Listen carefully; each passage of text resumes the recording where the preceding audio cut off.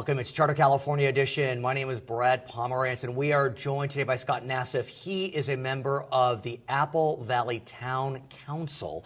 We were recently in the high desert for a roadshow. Unfortunately, you were in Sacramento. Yes. So you were kind enough to come to Riverside today. We thank you for that. Well, thanks for the invitation. Sure. I want to speak with you about your city in the high desert and how it's managing the drought. How are you all doing? I mean, desert. Dry, not a lot of water. Well, we're kind of in a perpetual drought.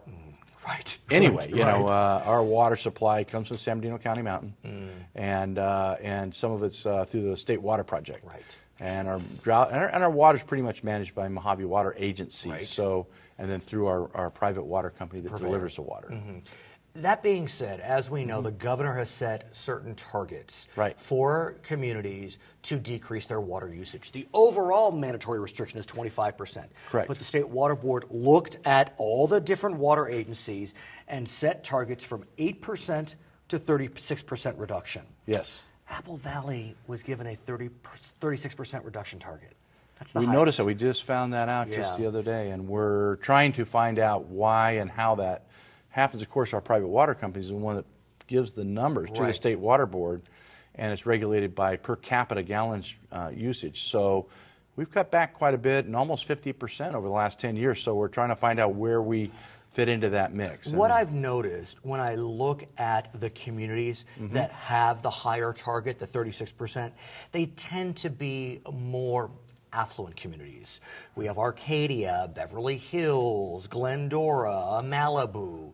And so what I'm wondering, given that Apple Valley is known to be fairly well heeled economically in terms of its demographic mix, could it be that you're a victim, I guess you could say, of your own success? Larger lots, you know, more swimming pools, and as a result, it's just the way it's going to be.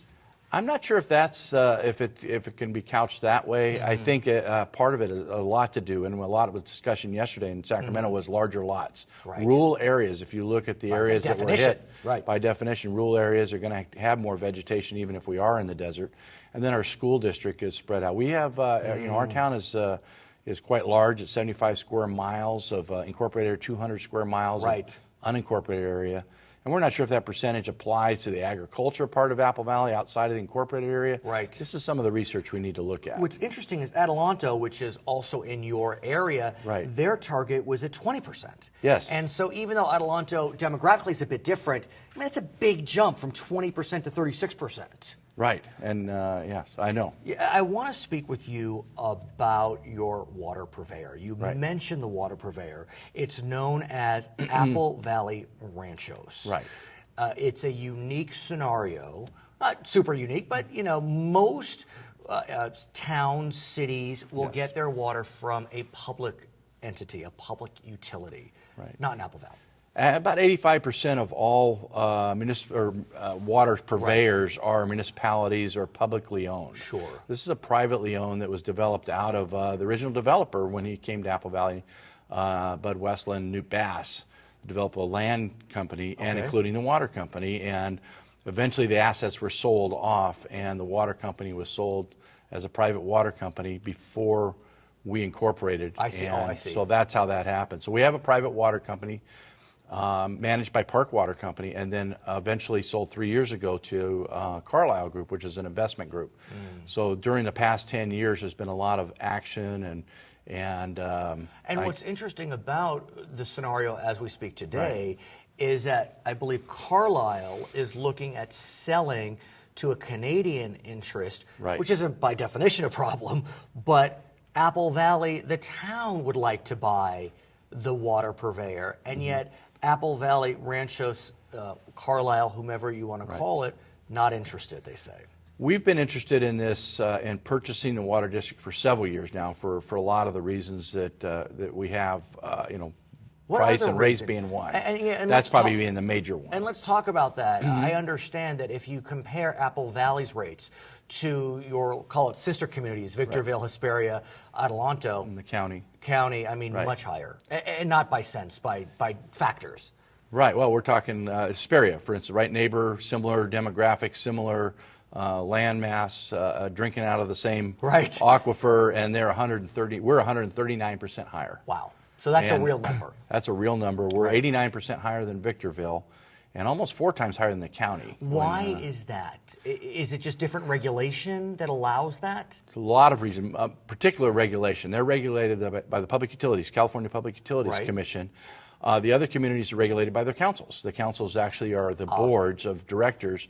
They are accountable to the public, and part of it is, and you've seen some recent court cases where municipalities, public water companies can't charge more than what it costs to deliver the service. And let's talk about that, because So that it's is a big difference. fascinating situation. As we know, in San Juan Capistrano, there was a tiered structure in place that charged more money for higher usage. And what the court said ultimately was that under Prop 218, that was impermissible. Public water agencies had to charge the cost.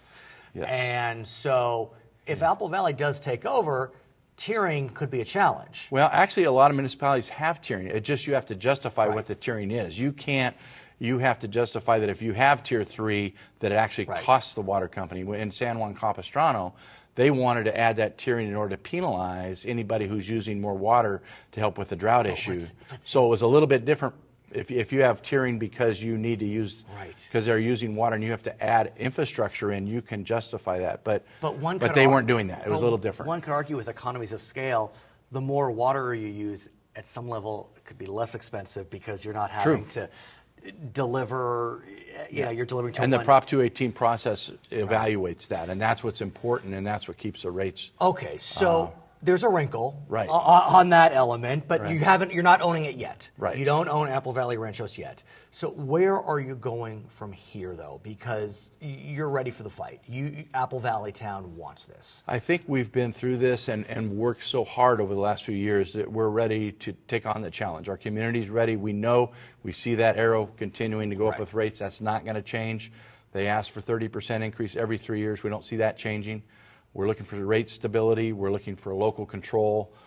We had a hearing the other night that talked about where the appraisal is, how we can afford it, and make that work. Here's the key. There's only really one way for the town to acquire the utility, and that is... Should they choose not to negotiate, which we've worked real hard, would be the condemnation process. Eminent domain. Eminent domain, yeah. And, eminent domain, fighting words to some, and I think about the high desert, probably even more fighting words, the term eminent domain, government takeover. But yet, your community does seem to be behind it in this instance. We have all 5 of us are conservatives. Everyone, we have, I think it's 85% Republican registered, but we understand also when you look at that aspect of it, you got to remember this is a monopoly that isn't I'm in business myself. You are. Free market is a different term when you look at a private monopoly, a controlled monopoly. They don't have competition. The only one that regulates that is a PUC. So if they add infrastructure, if their costs go up, they just go get more money at the PUC, or from us. So there's not a balance or a checks and balance as there is in the free market for myself. If my costs go up, too bad. So as I understand it, in the coming weeks, Apple Valley's town council will likely vote to proceed through eminent domain, and then the fun begins. Actually, our next procedure, we offer of just compensation, and with the hopes to negotiate. Obviously, negotiating, having them understand where our path is really important. So our next offer is to offer just compensation. They've repeatedly said they'll deny whatever we offer them, which is interesting because they're in the process of being sold, and typically, if we offer them more than what their current purchaser are, they said they'll deny. You got to come back. I want to hear more about what happens. It's a fascinating issue. His name is Scott Nassif. He is with the Apple Valley Town Council in beautiful high desert of California. I'm Brad Pomerance. It's Charter California Edition.